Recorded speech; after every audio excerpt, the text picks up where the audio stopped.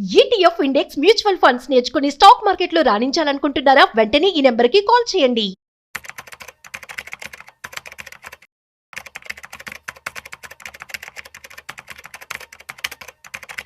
నమస్తే, welcome to Vishnu talks. నేను విష్ణు. ప్రస్తుతం నాతో పాటు senior stock market analyst Sundararamareddy గారు ఉన్నారు. వారితో మాట్లాడదాం. సార్ నమస్తే. సార్ సుందరరామరెడ్డి గారు నమస్తే sir. Welcome to Vishnu talks. So Sundararamareddy గారు, ఈ వీడియోలో కాస్త బంగారం వెండి ధరల గురించి మాట్లాడుకుందాం. ముందుగా వెండి గురించి మాట్లాడుకుందాం సార్. ప్రస్తుతానికైతే వెండి దగ్గర దగ్గర రిటైల్ మార్కెట్లో 2,60,000 2,70,000 దగ్గర ట్రేడ్ అవుతోంది. 3 లక్షలకు వెళ్ళడానికి చాలా తక్కువ సమయం పట్టొచ్చని కూడా అనిపిస్తోంది. సార్ ఇప్పుడు ఒకవేళ సిల్వర్ కానీ ఒకే రోజు ఒక 10% కనుక ప్లస్ లో పెరిగితే, అంటే ఒకే రోజు వరల్డ్ వైడ్ గా ఒక 10% ఒక్కసారిగా పెరిగితే దాని ఇంపాక్ట్ అనేది ఆ నెక్స్ట్ డే ఎలా ఉంటుంది, ఆ కపుల్ ఆఫ్ వీక్స్ వరకు మార్కెట్ ని ఎలా ప్రభావితం చేస్తుంది అంటారు అసలు? రైట్. ఇప్పటి వరకు ప్రపంచవ్యాప్తంగా అయితే మోర్ దెన్ 10 times పెరిగిందండి. 10% సింగిల్ డే 10 times. లేటెస్ట్ గా అంటే ఈ రోజు ఇండియన్ మార్కెట్ లో +9 దగ్గర ఉంది. ఏది ETFs and silver even MCX లో కూడా +7% దాకా రన్ అవుతా ఉంది అనమాట. ప్రపంచవ్యాప్తంగా ఈ రోజు మార్కెట్లో అన్నింటిలో సిల్వర్ మార్నింగ్ ఓపెనింగ్ లోనే 8 to 10% దగ్గర ఓపెన్ అయింది అనమాట. ఎందుకంటే ఫ్రైడే అమెరికాలో 10% ప్లస్ లో ఉంది కాబట్టి ఆ ఎఫెక్ట్ ఉందనమాట. ఒక్క రోజులో కనుక సిల్వర్ 10% ప్లస్ లో కనుక ఓపెన్ అయితే, మరుసటి రోజు కూడా గ్రీన్ లో ఓపెన్ అయితేనేమో ట్రెండ్ కంటిన్యూ అవుతుంది. మరుసటి రోజు కనుక రెడ్ కనుక ఓపెన్ అయింది అనుకోండి, కపుల్ ఆఫ్ వీక్స్ వరకు మళ్ళీ ఇంకా ఆగిపోద్ది మార్కెట్. ఇప్పుడు ఫస్ట్ టైం February 26th 1974 లో 10% వచ్చిందండి. అది 1974 లో. అవును, February 26th. ఆ తర్వాత అది రికవరీ కావడానికి వారాలు పట్టింది. దగ్గర దగ్గర ఒక 50 ఏళ్ల క్రితం. అవును. నెక్స్ట్ మళ్ళీ 10% పెరిగింది. September 18th 79 లో పెరిగింది 10% సింగిల్ డే. ఆ తర్వాత కూడా పట్టణం స్టార్ట్ అయింది. పట్టణం రికవరీ కావడానికి మంత్స్ పట్టింది. తర్వాత December 27 1979 లో అండి 10% ప్లస్ పెరిగింది. బట్ మరుసటి రోజు నుంచి కూడా ఇంకా గ్రీన్ లోనే కంటిన్యూ అయింది. మరుసటి రోజు కూడా December 31st 1979 లోనే మళ్ళీ ఈ రోజు 10% ప్లస్ అయిందండి. మరుసటి రోజు కూడా 24 ప్లస్ అయింది. అంటే ఇంకా అది పెరుగుతూనే ఉంది అట్లా.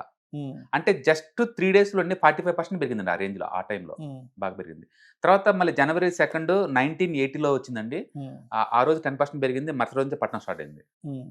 తర్వాత 1980 లో January 15వ తారీఖు అది మార్కెట్ పెరిగింది, అది ఆగిపోయింది.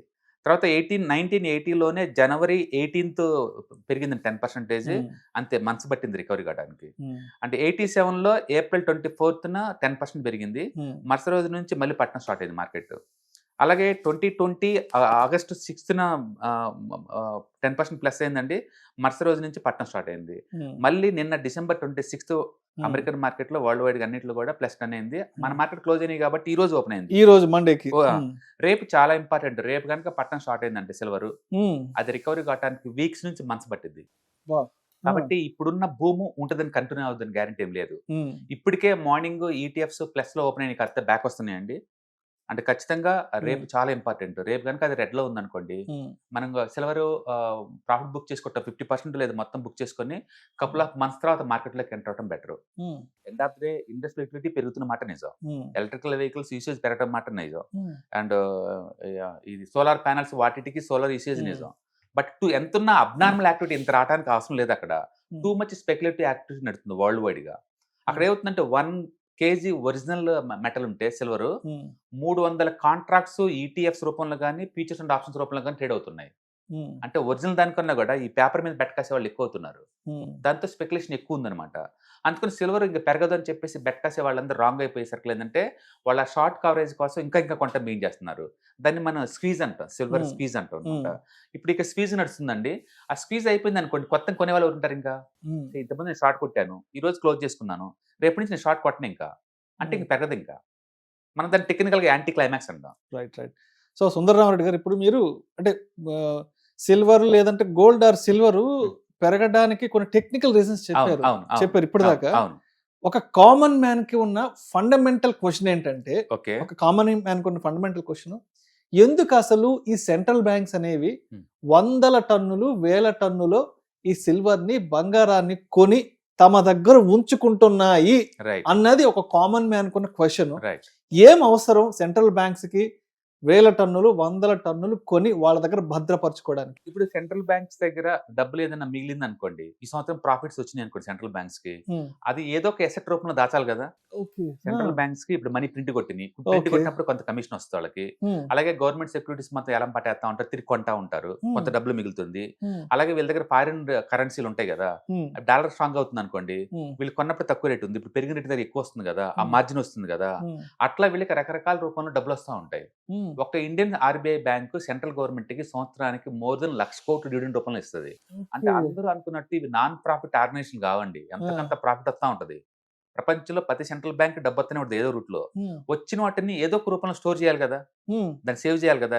ఇప్పుడు నా శాలరీ ఉంది అనుకోండి, నేను స్టాక్ మార్కెట్ లో ఇన్వెస్ట్ చేస్తున్నాను, ఇన్వెస్ట్మెంట్ చేస్తాను కదా స్టాక్స్ లో, లేదా రియల్ ఎస్టేట్ లో చేస్తాను కదా, లేదా గోల్డ్ లో చేస్తాను కదా.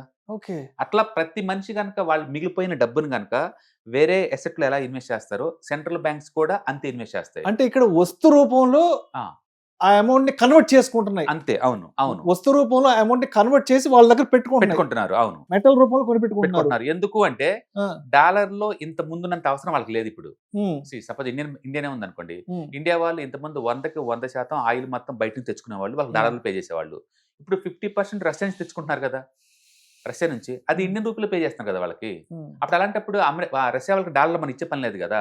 అంటే డాలర్తో ఇంత ముందుతో పోల్చుకుంటే ఇప్పుడు అవసరాలు తగ్గిపోతున్నాయి. ప్రపంచంలో మెజారిటీ కంట్రీస్ అన్ని కూడా వాళ్ళ లోకల్ కరెన్సీలో ట్రేడ్ చేసుకుంటున్నాయి. అందుకని డాలర్ తో ఇంత ముందునంత పని లేదు ఇప్పుడు.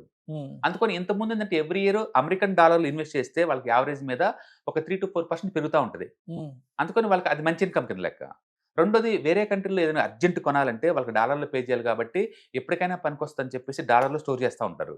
అంటే డాలర్లో స్టోర్ చేయడం వల్ల సెంట్రల్ బ్యాంక్ వచ్చిన అడ్వాంటేజ్ ఏంటంటే అర్జెంటుగా కంట్రీ నీడ్స్కి ఏమైనా ఉంటే ఇంపోర్ట్ చేసుకోవచ్చు వేరే కంట్రీస్ నుంచి.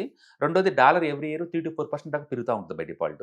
అందుకే ప్రపంచవ్యాప్తంగా అందరూ కూడా అమెరికన్ గవర్నమెంట్ సెక్యూరిటీస్లో ఇన్వెస్ట్ చేస్తూ ఉంటారు. ఇప్పుడు ఏమైందంటే గత కోవిడ్ కాడ నుంచి అమెరికన్ గవర్నమెంట్ టూ మచ్గా డాలర్ ప్రింట్ కొట్టడం వల్ల వీళ్ళు లోకల్ వరల్డ్ వైడ్గా వచ్చిన అన్సర్టనిటీ వల్ల ఏంటంటే లోకల్ కరెన్సీలో ట్రేడ్ చేయడం బిగిన్ చేశారు. అప్పుడు ఇంత ముందులా నాకు డాలర్ అవసరం లేదు ఇప్పుడు. అంటే ఇప్పుడు కోవిడ్ తర్వాత నుంచి ఇలా వాళ్ళకు వచ్చిన లాభాలని ఇలా మెటల్స్ రూపంలోకి ఇన్వెస్ట్ చేసుకుని భద్రపరచుకోవడం అనే, అంటే వాళ్ళకు ఒక ప్రేరణ కలిగించిన అంశం ఈ కోవిడ్ నుంచి అమెరికన్ ఎక్కువ ప్రింట్ కొట్టడం నుంచి.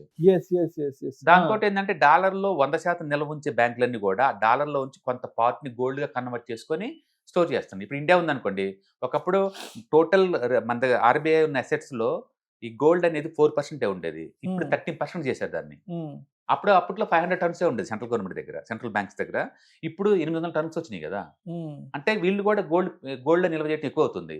డాలర్లో కన్నా కూడా డాలర్ని గోల్డ్గా మార్చుకుని ఉంటుంది. డాలర్ అయినా కరెన్సీ, అది కూడా ఒక ఎసెట్టే కదా, గోల్డ్ కూడా ఒక ఎసెట్టే కదా. అందుకని ఈ ఎసెట్తో పోల్చుకుంటే ఈ ఎసెట్లో ఎక్కువ అప్రిషియేషన్ వస్తుందని చెప్పేసి ప్రపంచవ్యాప్తంగా సెంట్రల్ బ్యాంక్స్ అన్ని కూడా వాళ్ళ దగ్గర ఉన్న కొంత డాలర్ని గోల్డ్ రూపంలో కన్వర్ట్ చేసుకుని దాచుకుంటున్నాయి. అంటే ఇప్పుడు ఫర్ ఎగ్జాంపుల్ ఒక ఉదాహరణగా నా దగ్గర ₹1 కోటి లిక్విడ్ క్యాష్ ఉంది. ఓకే, కరెన్సీ నోట్స్ రూపంలో ₹1 కోటి ఉంది. ఓకే, బట్ అంత డబ్బుని నేను భద్రపరచుకోవడం నాకు ఇబ్బంది. ఓకే, తర్వాత అంత కరెన్సీని అంత నీడ్ కూడా నాకు లేదు.